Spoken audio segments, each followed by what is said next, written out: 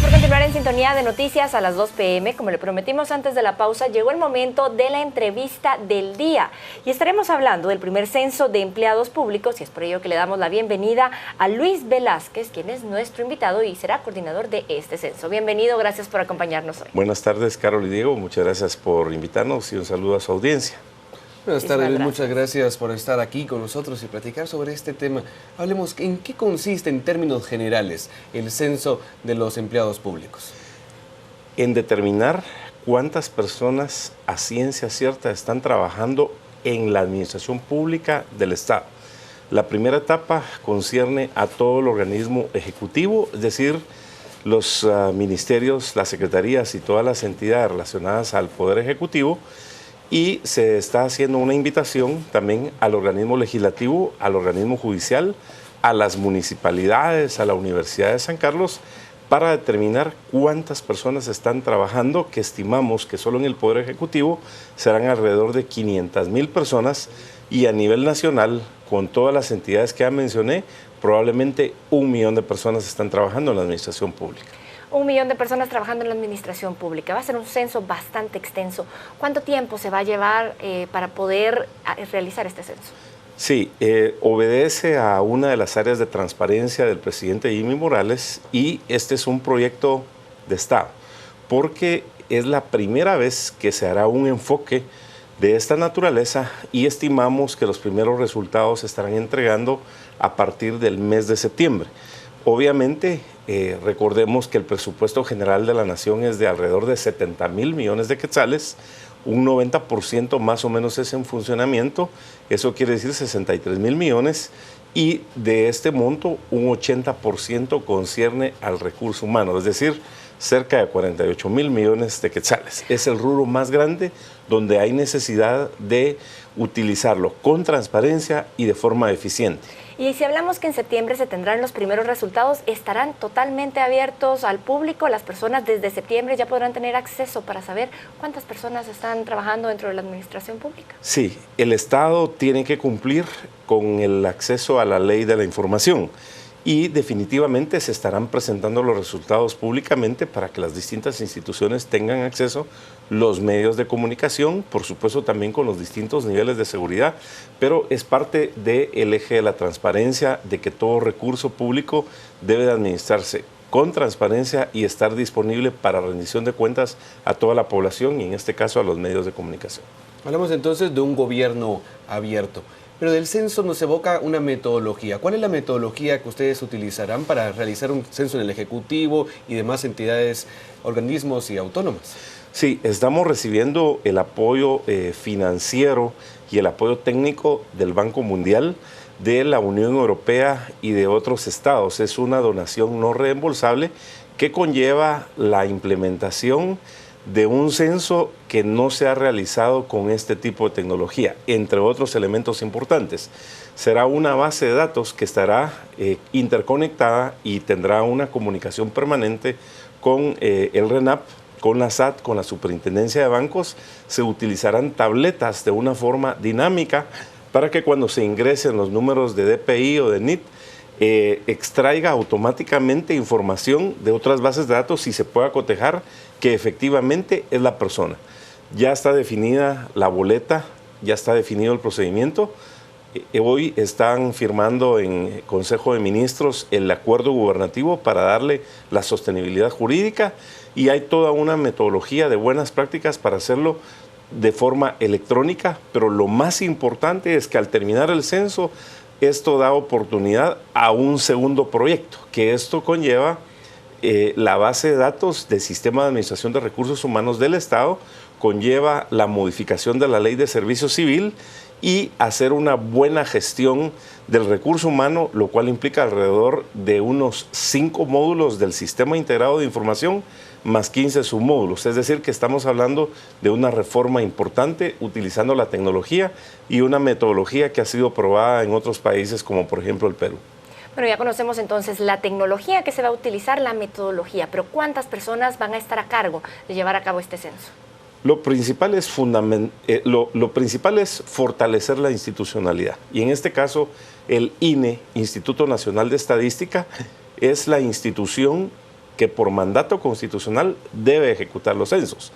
Va a participar personal interno del INE, pero también estarán contratadas entre 350 y 400 personas adicionales específicamente para este censo de todo el recurso humano. ¿Y del INE cuántos trabajadores aproximadamente? Alrededor de estarán unas trabajando? 175 o 190 personas que ya tiene de forma permanente el INE, pero las personas que vendrán a estar temporalmente trabajarán únicamente para la implementación de este censo de funcionarios y empleados públicos.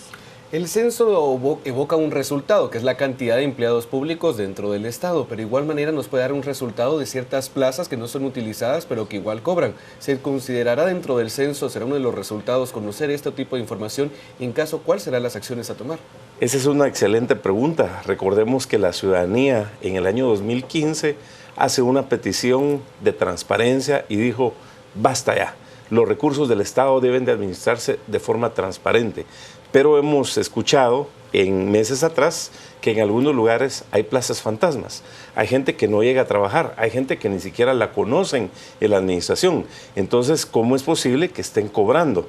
Y el cotejar que efectivamente una persona que aparezca en el sistema y que se haga una verificación física en el área de trabajo, esto permitirá hacer un recuento exacto al 100% de si las plazas son reales o son plazas fantasmas. Por supuesto, también detectará aquel funcionario que tenga familiares trabajando, porque hemos visto que algunos tienen a su círculo familiar trabajando, otros que simplemente han llenado una serie de formularios, piden DPIs y toda la información, y se escuchaba que habían personas que tenían 100 personas trabajando porque habían hecho determinado negocio con el Estado. Eso se debe terminar, porque al hacer este levantado del censo, la información tiene que estar al 100% actualizada. Y todas aquellas personas que llegaban a cobrar un cheque y que no están desempeñando una labor, pues obviamente ya no lo podrán seguir haciendo. Y lo más importante es que ya nunca habrá necesidad de hacer un censo de esta naturaleza, porque ahí es donde inicia el sistema de recursos humanos, la reforma a la Oficina de Servicio Civil, que ese es otro proyecto que en su oportunidad, con mucho gusto lo podemos platicar también. Este censo, bueno, ya escuchamos que verificará si no existen plazas fantasmas, también nepotismo, pero ¿qué sucede? Por ejemplo, podemos pensar que va a existir una segunda parte para ver si las personas que se encuentran laborando cumplen con ser idóneos para el puesto que están desempeñando. Es una buena pregunta. Esto conlleva el segundo proyecto del cual en su momento vamos a platicar, pero en resumen, la respuesta es sí. ¿Cuáles son los organigramas actualizados? Un perfil para cada uno de los puestos, las funciones, las atribuciones para cada puesto, las competencias que se necesitan para poderlo desarrollar, las capacitaciones que ha recibido, el plan de carrera de cada persona dentro de cada puesto, pero lo más importante es la medición de el desempeño que está efectuando una persona en determinado puesto, es decir, las métricas que conlleve a alcanzar los objetivos y las metas, y que esto sea parte del plan de acción de cada institución. Pero más adelante la propuesta es integrar el plan de cada institución con la ejecución presupuestaria. A esto se le conoce como la gestión por resultados. Países como Chile, Perú, Colombia han implementado este esquema, entonces ya no se va a premiar a la institución que más gasta, se va a premiar a la institución que más cumple sus objetivos y sus metas y que más ahorra los recursos. Es decir, que el sistema de administración del Estado necesita un replanteamiento. ¿De qué forma será la coordinación con respecto a las entidades autónomas y a la Universidad de San Carlos, que debido a su autonomía en ocasiones son reacias a ese tipo de acciones por parte del Ejecutivo? La autonomía realmente se ha malinterpretado porque ha sido para hacer algunas cosas a veces al margen de la ley, para algunas oportunidades de negocios también y para cubrir algunos aspectos. Recordemos que la autonomía de una municipalidad o de la Universidad de San Carlos lo da en las funciones de su competencia, es decir, la naturaleza para la cual fue creada la organización. Pero las leyes nacionales, esas son para acatarlas, no importa si tiene una entidad autonomía o no. Y en ese sentido, los jurídicos están buscando esa forma de hacerlo vinculante, pero también el presidente en el lanzamiento durante la última semana de marzo hará pública la invitación, firmarán notas a todas las entidades y toda la ciudadanía se podrá dar cuenta de qué instituciones van a participar. Y si hay alguna que no quiera participar, la pregunta obviamente será ¿por qué es que no quieren transparentar el uso de estos recursos públicos? Porque la ciudadanía está cansada de estas formas que han sido malas prácticas en la administración pública. Muchísimas gracias, Luis Velázquez, por acompañarnos hoy en Noticias a las 2 p.m. Nos hemos quedado sin tiempo. Muchas gracias, Carol y Diego. Gracias. Tiene usted entonces un panorama más amplio de qué se trata este censo que se realizará para conocer los puestos de los empleados públicos. Efectivamente, permitirá trascender y conocer la información que se genera en las instituciones públicas y sobre todo de los empleados. Pero tenemos información desde Torre de Tribunal.